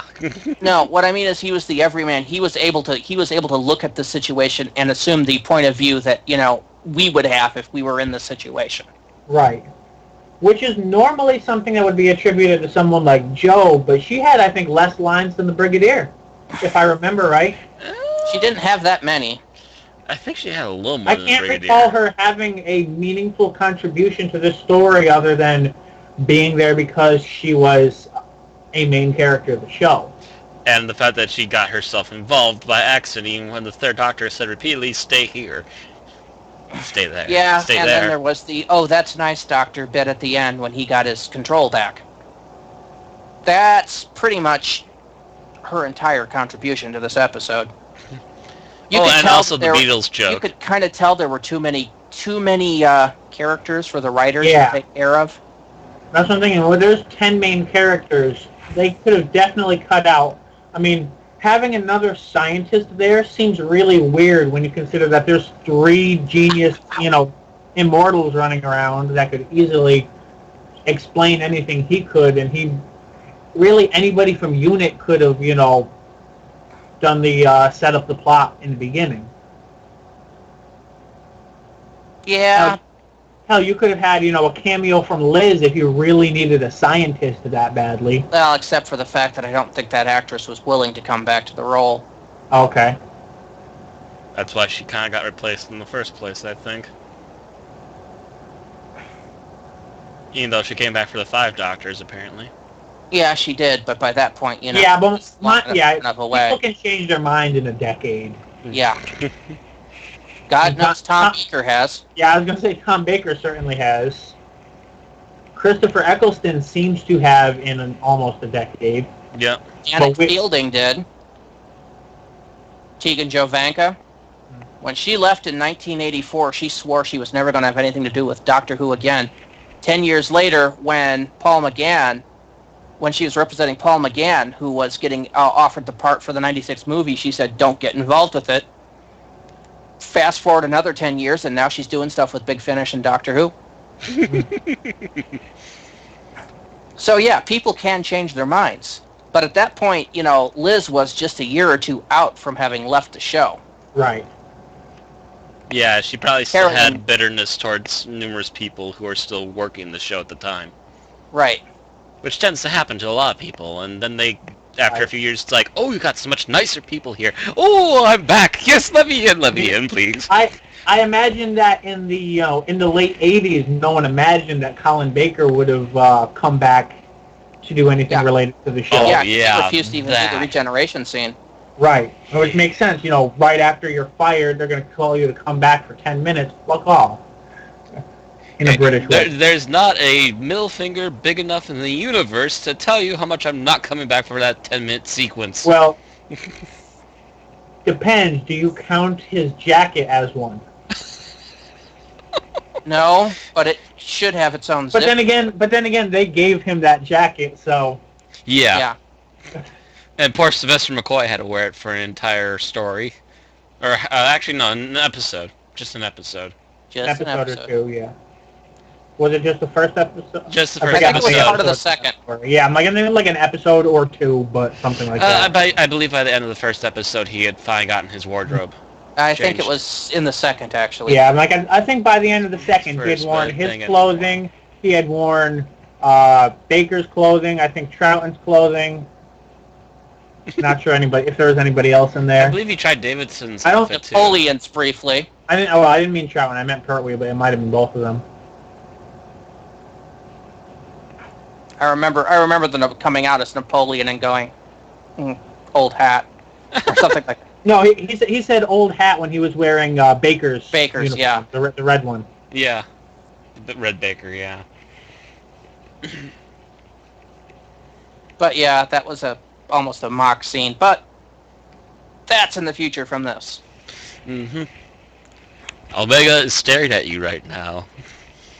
This is 73, so this is also, very big into the camp era of television. And despite And that, sometimes it wasn't that campy.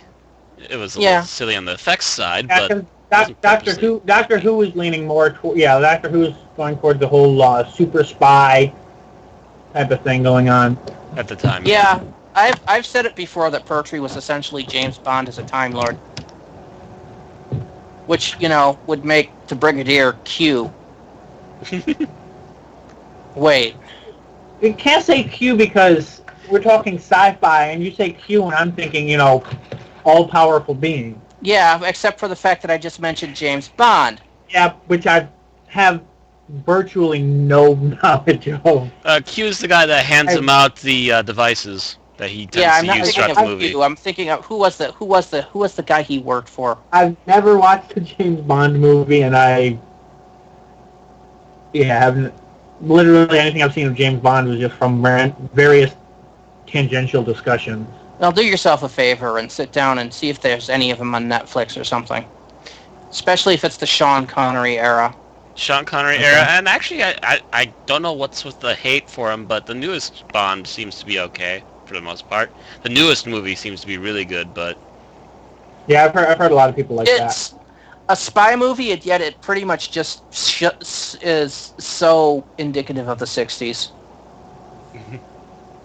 Really, if you think about it. James Bond, yeah. What? I just found a picture of Pertwee with really big eyes, and it says at the bottom of the picture, spoilers. Anyway, is there anything more we really need to say about this episode? We've kind of rambled around and tangented out for an hour and a half now. Well, we haven't exactly covered the 5th episode, how it all ends. Was there 5 episodes to this? I thought there was only 4. I thought there was 5. We still haven't. Because I was mentioning the whole recorder bit, the fact that they offered him the recorder. Yeah, you just mentioned that. The only freedom he'd ever have, and he bats it out, which of course causes the recorder to bounce free. Basically they were acting as though it were some device that would give him his freedom, and he's like you can't fucking trick me. I'm Omega. And wound up doing exactly what they needed to anyway. Yeah, because I believe 4 episodes in this series. Yeah, I actually caught it this time. I don't believe I understood it the first time I saw this serial, but what I understood this time was that the recorder was inside of the shield machine, the force field, yeah, the force field generator, if you will, because it was stuck in there, it didn't actually comply with the rules of this universe. So as soon as it was knocked free, it would cause the explosion that would get rid of antimatter. Right. You know, I thought that this was the last Pertwee season was for some reason.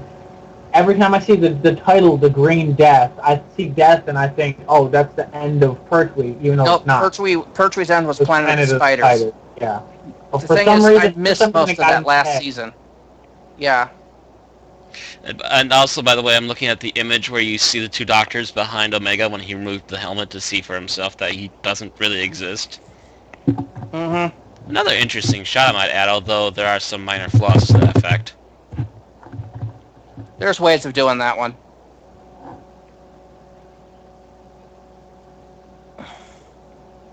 But, yeah, it was, kind of an out-of-the-blue Chekhov's gun that it's the... Well, no, they mentioned the recorder a few times. Mm-hmm. But really, the fact that they used the force field generator was a bit out of the blue like that. Yeah. But in its own way, it makes sense, because then... Yeah, it does tie into the fact that, they turned off the force field, got teleported, converted, and whatever. Mm-hmm. But it was sitting in the it makes generator, sense, but and it's therefore, just kind of a bit out of the blue resolution. Which just good for that, I think. Mm-hmm. And that put everything back, which always hit me as a bit weird. Because bits and pieces of the unit base were taken over the course of the first 2 episodes. When the unit base arrived on the antimatter world, those pieces were not integrated back into the unit HQ. They were still separate. Mm-hmm. Yeah. That's right, because it was like the HQ had a bite taken out of it and whatever. And there's a couple of things in the background that are missing. Mm-hmm. Yeah, when they went back, everything went back exactly the way it looks without any cracks. Everything just seemed to fit together perfectly, like it had never been apart. Yeah. Physics, you're soaking in it. I have to say, despite all the talk about antimatter, I don't see this as a very physics heavy adventure. Except for the fact that, if anyone ever touched that door frame, half the wall should have caved in. And this was the second appearance of the Time Lords. And really, if you look at their wardrobe, they're a lot closer to the later appearances, wardrobe-wise. Now, I was under the impression that Time Lords physically appeared from time to time to send the Doctor, when his TARDIS wasn't working, off on adventures. I remember... I don't remember them actually physically appearing. I don't know who that guy was, but Terror of the Autons, somebody came that the Doctor seemed to know, and he seemed to be Time Lord-ish. Okay, I have only seen Terror of the Autons once, and it was a long time ago. I can't remember what. Basically, a guy in a suit came and sent the Doctor off to fight the Master. Yeah, I was just gonna say, and I remember the first story we have of the Master, that a guy in a suit who claimed to be a Time Lord kind of appeared out of nowhere and went, "Oh yeah, by the way, that's your old buddy the Master. He's kinda gone cuckoo. You might want to take care of him."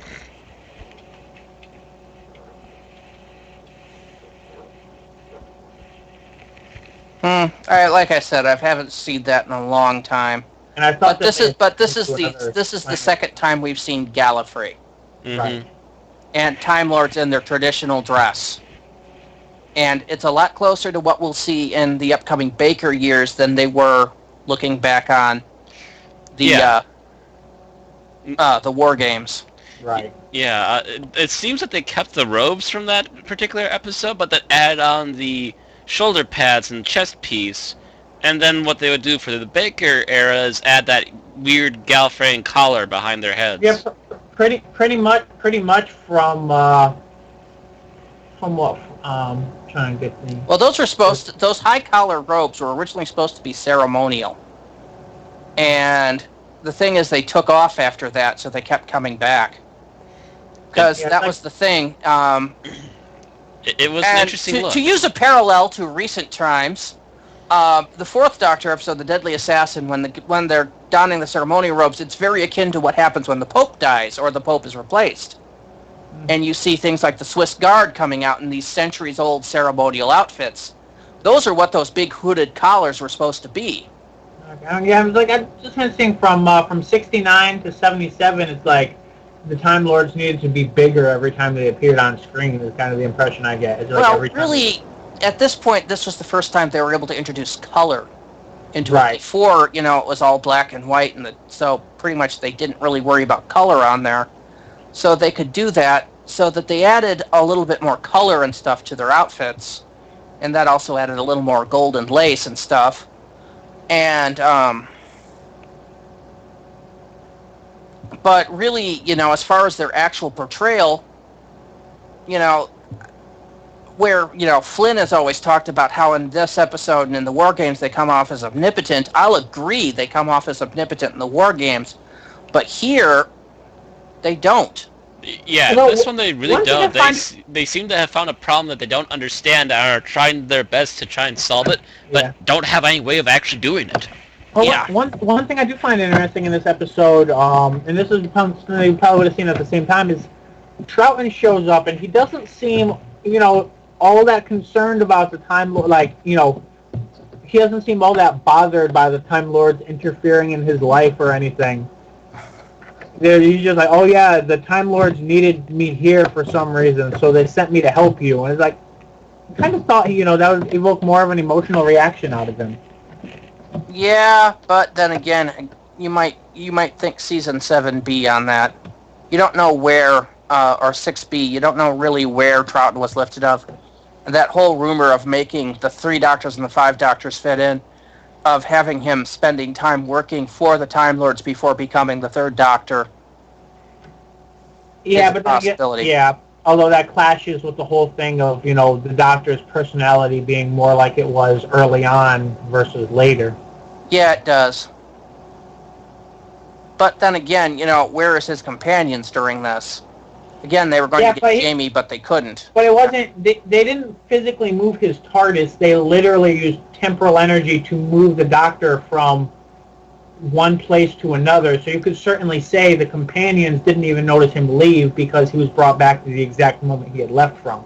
True. There's just a lot of big questions about how this process works. And one could also argue the fact that this is early Troughton again too, because again his personality changed later on, and later on he really hated his own race, the Time Lords. Right, well, so maybe early Troughton didn't mind them so much, but then that was kind of an ongoing thing, man. Yeah, I mean, I don't know how much of the story was fleshed out as of 73, but the whole thing, the first Doctor was supposed to be on the run from the Time Lords, and yet he's like, oh yeah, I'm having a meeting with the Time Lords to discuss a problem, and I don't see anything wrong with this.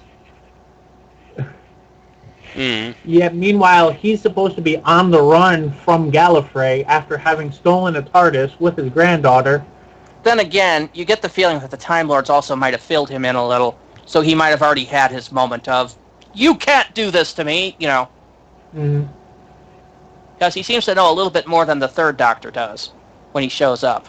Because he tells them that the Time Lords are experiencing a power loss, which means he's been put in the loop.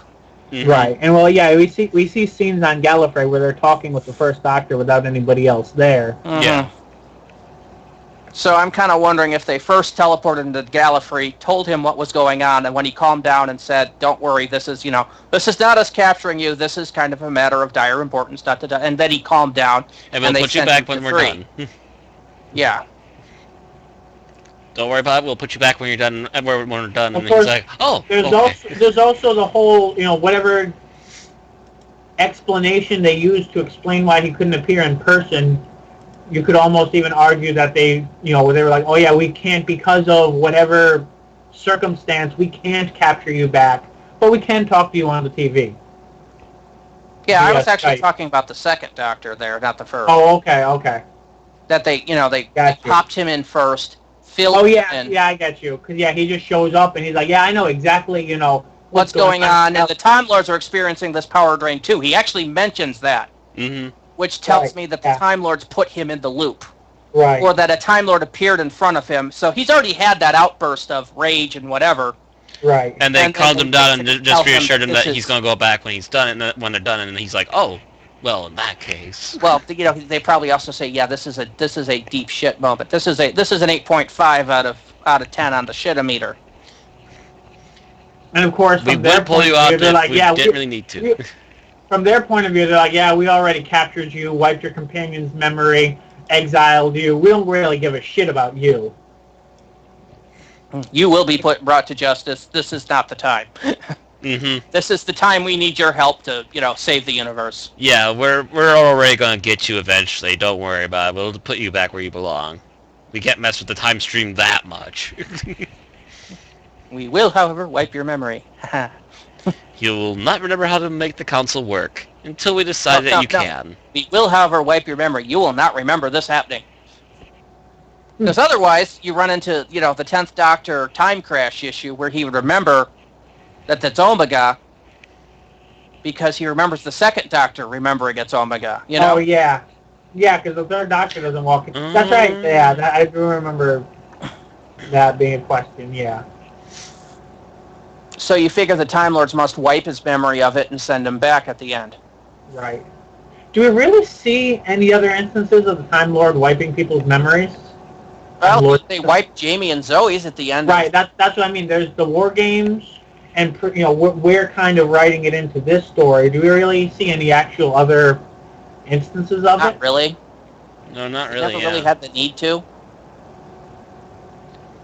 Which means that all the Doctors should remember. You'd really think, if anything, the 5 Doctors would have been a perfect time for them to implement that. Oh yeah, I was just gonna say. I think it's the 5 Doctors where they really should have done that because all of them remember that event now. Well, yeah, if we're writing it in there, they probably wrote it in there. But mind you, the apprehension of the Doctors, the 5 Doctors, was illegally done. Right. But they would have had to because, all 5 of them were there in one form or another, except the 4th. Except the 4th, who was trapped in limbo like the first, last time. Right, obviously it would be no problem to have 5 remember everything that transpired there, but to have, like 1, 2, and 3 could bring up some questions. Yep. Of course, 3 already knew about 4, so you could argue that there's another. Well, I mean, that wouldn't be a question. Actually, no. You could say, did 2 ever meet 4 in the same story? No. Of course, that's all. That's not really the writer's fault. That's all Pertwee's fault for buying the line, if I remember properly. Huh? Didn't he bribe her to let him say the line, which apparently was something he was known for anyway? To say the line about the teeth and curls was originally her line, and he stole it. He might have, but I think that's a mythology, because the fact that she mimes it out. She mimes, points to the teeth back and forth, and then grabs the hair and kind of curls it. Mm-hmm. So it's not him going teeth and curls as a statement; it's him going teeth and curls as a question. I think he says it as a statement, though. He's like teeth and curls. That hasn't happened yet. If I was writing it out, it'd be teeth and curls, question, question, exclamation point, question, question. Mm.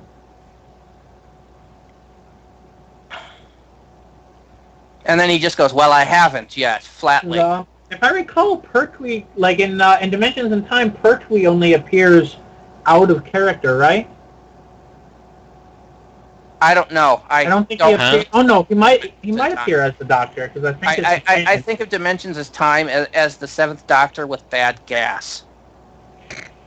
Okay, it exists to me in the same place that Star Trek V exists. As somebody's very bad dream. As I can imagine the 7th Doctor waking up after that going, oh, I should not have had that liver sandwich, Bad dreams.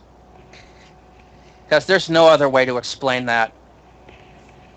Except the 7th Doctor falling asleep while eating a liver sandwich and watching EastEnders. Tell me I'm wrong. I'm not entirely sure about the liver sandwich thing, but okay. No, it's just one of those things that, things that give you bad dreams. I remember Applebee's giving me bad dreams when I ate there once. Yeah, except they don't have Applebee's in England, so that doesn't really kind of work. How about Taco Bell? I remember some weird stuff there, too. Either. That might be there, but not at that time. Mexican food. But then again, with sci-fi geeks, we know that Taco Bell will eventually win the entire franchise wars and be the only restaurant in existence. At least that says Demolition Man. Taco Bell, product placement to Taco Bell. Okay, so are we done? I think we're done. I guess we're done, yeah. I think we're done with the story and with related tangents. So, shall we then do our final reviews? I think we can certainly do that. I think we've gone over all the points that I wanted to hit with this. I think we've been derailed enough times now. Time to bring this train wreck to a close. Well, it's not a train wreck so much. All right, Matt, your final review. Oh, some sloppy effects. Then again, this is the early 70s.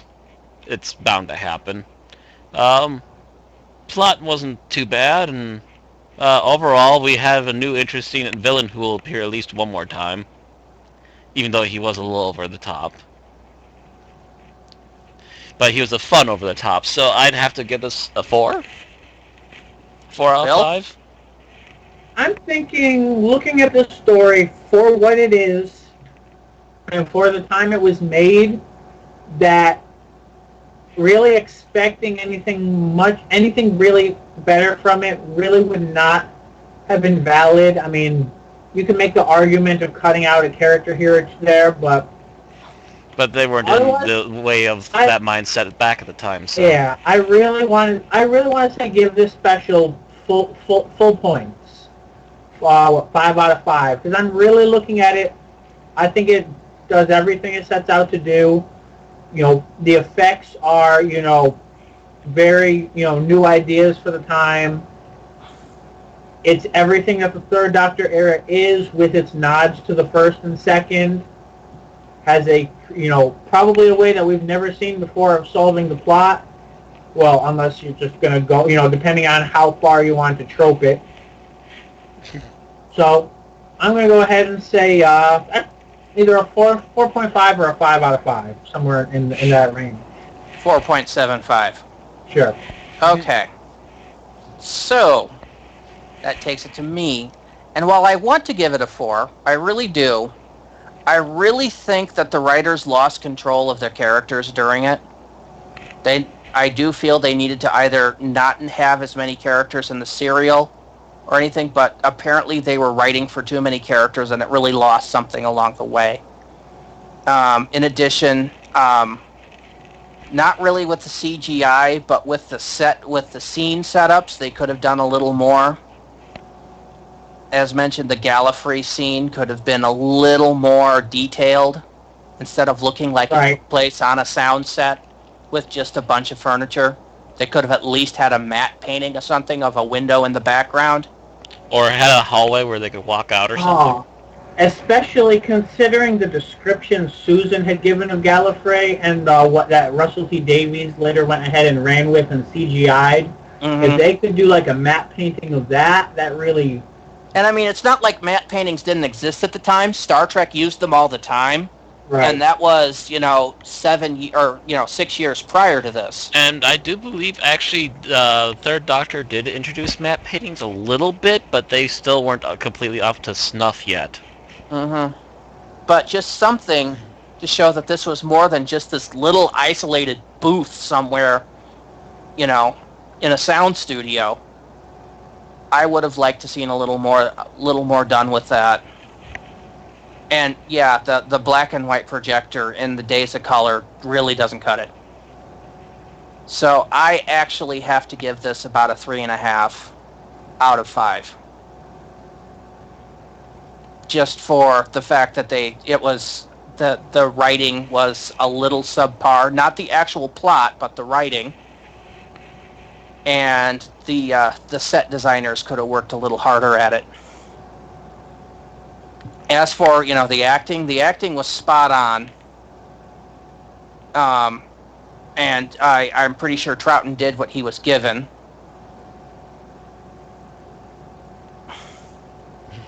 And the rest of it seems to be okay. So I'd say 3.5 out of 5. Which 3.5 plus 5 plus 4.75. I think I'll settle mine on a 4.5, especially when you take Gallifrey into account. I was kind of wasn't thinking about that. So 4.5, and 3.5. So we're on a 4 average then. Yeah. Okay. For this one.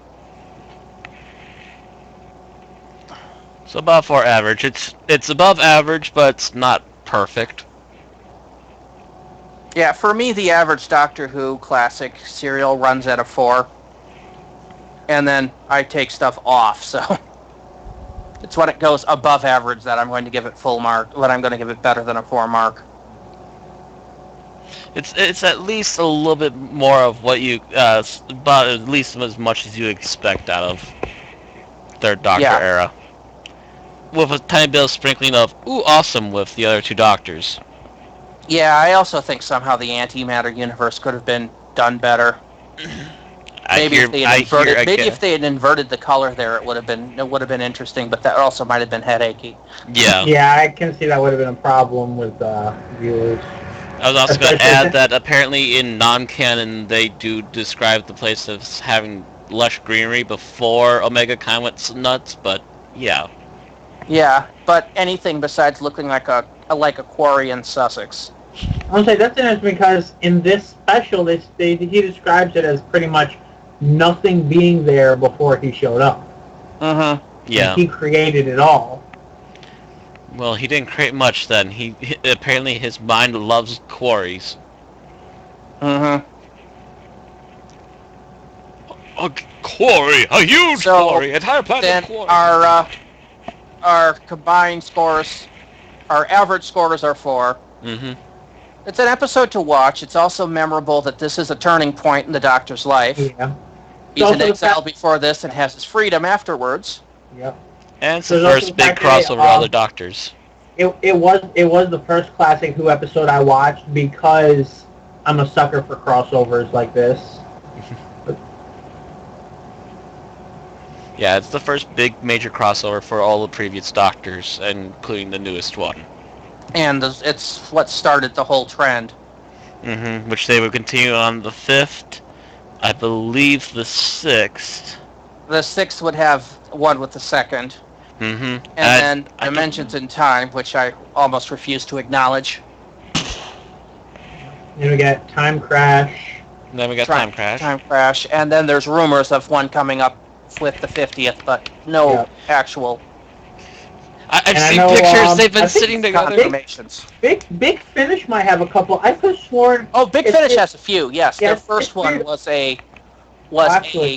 I think actually might have been 3rd at the time before he died, or it was at least 5th, 6th, and 7th at that time because 8th hadn't signed in yet, and so at the very least it's those 3. I know it took them a while to get the 4th in there, didn't they? Like that is only recent. They only got the 4th at the end of last year, I think. Yeah, Tom Baker has only finally decided to do it in this last year, so he's very new to the Big Finish, and apparently he's doing quite well. So, and I could have sworn I saw something about a crossover. It was like Return of the Baker, at least the promotion that I saw said Return of the Bakers featuring Tom and Colin, but when I look on Big Finish, I can't find it anymore. So I have no idea what I saw. It might be something for an upcoming that they're just not, know. Like I thought it was like the thing that was coming up that month, but this was probably a month or two ago, and now I'm not seeing anything about it. Don't know then. Maybe it's still in post and still not going to release for a while yet. It's possible, or it's possible that it got scrapped for whatever reason. Maybe Colin or Tom got busy and couldn't do that particular one, or whichever. We still need to conclude that this is probably an episode to watch. It's also the only Netflix episode of the Third Doctor. Mm-hmm. Sadly enough, there's a lot of other good episodes that could. There's a lot of better Third Doctor episodes than this, but there's also a lot of worse. So you can do worse. I remember Demons being a good one. That was a master episode. And Terror of the Autons is considered a classic behind the sofa episode. Oh yeah, the one with the plastic troll doll? Yeah. Yeah, the one that made the British kiddies afraid to hold their teddy bears. When you can have that effect, you know you've done good. That's also what got Mary Whitehouse on Doctor Who's case, but... Right. And to quote the writers, we don't care. They're still watching it, aren't they? Anyway, I think that's all I have to say about the episode. So yeah, that pretty much wraps it up. Well, what are we going to be doing next time? Well, if we meet before then, we could talk about something with the Fourth Doctor. I'm not exactly an expert there. Oh, Fourth Doctor. What do they have on Netflix? Yeah, that's the My question. entire collection is currently in storage, so it's I don't have. I do know by the time, excluding the stream, by the time I'm finished editing and posting this, will probably be already less than 10 days before the next new episode comes out of Doctor Who. 2 weeks tomorrow. Okay, PlayStation 3 is on. Video, I think. Nope. TV video services, here we go. Netflix. Oh, that's a good way to check it. That's what I was doing. I was just going on it on my laptop. His laptop probably would be faster, I'm not entirely sure. Yeah, I'm already there. Hang on. Let's see. Actually, it's not the only Third Doctor. Spearhead from Space is on the. Oh yeah, that's right. Spearhead was also. And Carnival of Monsters. Oh, so there's like three Doctor episodes because the Green. I don't think there were that many before. I think they've been adding them. Yeah, because we've also got the Ark in Space, Pyramids of Mars. These are Fourth Doctors. Horror of Fang Rock. And then we've got the Key to Time. What the 15th anniversary would be? What would be? And only... The Ribos operation, is that a good one to look into? That's the beginning of the Key to Time. The thing is, there's only 4 out of the 6 Key to Time episodes on here. They've got... so it's basically 2 serials that tell one complete story? No, it's an entire season. There's I guess. There's 6 serials to the Key to Time. The Rebus Operation, The Pirate Planet, which was written by Douglas Adams, by the way. Okay, you said 4 out of 6 episodes. You meant 4 out of 6 stories. Yeah, 4 out of 6 stories. 4 out of 6 serials. Androids of Tara, which was either episode 3 or 4. It's missing the Stones of Blood. Can we do one of those serials in and of itself for that? They're all separate stories. Technically speaking, they're all separate stories, but there are some little hints and bits. There are little bits about the fact that the Doctor's also looking for the segments of the Key to Time in there. The Pirate Planet, aren't you a fan of that? That's done by Douglas Adams, and I'm a big Douglas Adams fan. I would love to do that this month, as his birthday was just a couple days ago. That's true, too. So how about we do the Pirate Planet, then? It's either that, if they have City of Death. It's 5 years from now. City of Death, they have it, season 14. Because that was also another one he did, and that was its own episode, and considered to be one of the better episodes. That's 6 years instead of 5, but that's doable. City of Death would be a better one. City of Death is only 4 parts. And it has Lala Ward, too, who was Tom Baker's wife at the time. Okay. So we got to talk about her. So why don't we do City of Death in, next Friday? That'll be my second Tom Baker serial, not counting the 5 Doctors. Which wasn't really a Tom Baker serial. No. They only showed little deleted bits from Shada in there. Right, and unless you count the wax statue as Tom. No. The creepy wax statue that the others had way too much fun picking fun at for him not showing up. Anyway, so let's do the City of Death, and let's try to schedule it for next Friday. Sounds fine by me. All right. I'll be here unless something comes up. Okay. So you heard that, everybody on the stream, right? Next Friday, same time. Next Friday, 3:30, 2:30 Central. Same bat time, same bat channel.